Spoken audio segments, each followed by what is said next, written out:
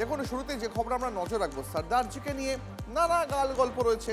তেমনই একটি, যে সর্দারজি নাকি পেট্রোল পাম্প বানান 5 তলায়। কোন গাড়ি তেল নিতে 5 তলায় যাবে?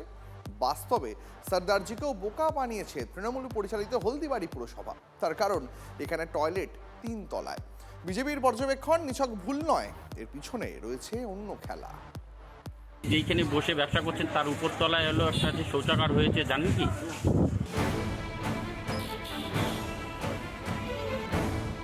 এই ব্যবসায়ী 4 বছর ব্যবসা করছেন কোচবিহারের হলদিবাড়ি মাছ বাজারে, অথচ তিনি জানেনই না 3 তলায় রয়েছে ঝকঝকে টয়লেট।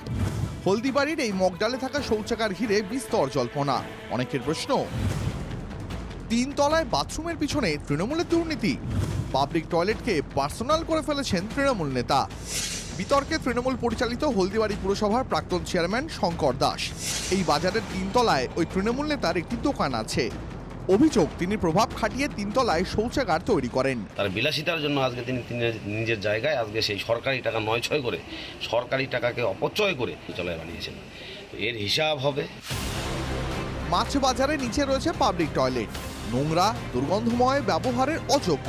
আর উপরে ঝাঁ চকচকে টয়লেট থাকলেও কোনো সাইনবোর্ড নেই। তাই গা গুলিয়ে উঠলেও বাধ্য হয়ে নোংরা টয়লেটে যেতে হয় ব্যবসায়ীদের। এই বাজারে এটা নেই, একটাই। আর একটা হয়েছে কি জানেন কি? না, আমি জানি না ওইটা, আমি জানি না। 8 মাস ধরে যে শৌচাগার যে এই যে নিচেরটাতে যান, উপরে কোনোদিন যান নাই? না, উপরে যাই। হ্যাঁ, মানে শৌচাগার আছে জানেন না? অভিযুক্ত প্রাক্তন পুরপ্রধান অবশ্য নানা সাফাই দিয়েছেন। বর্তমান চেয়ারম্যান আবার দায় এড়াতে ব্যস্ত।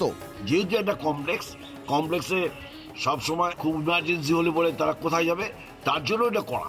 যে যেমন সুলভ শৌচালয় রয়েছে, উপরে যে দোকানগুলো রয়েছে তারা তো সেই টয়লেটটি ব্যবহার করতে পারছে না। সরকারি অর্থ নয়ছয় করে কিনা ব্যক্তিগত টয়লেট, নাকে রুমাল চাপা দিতে দিতে হতাশ ব্যবসায়ীরা বলছেন তৃণমূল আমলে সবই সম্ভব। Nileshwar সান্যালের report, TV9 Bangla.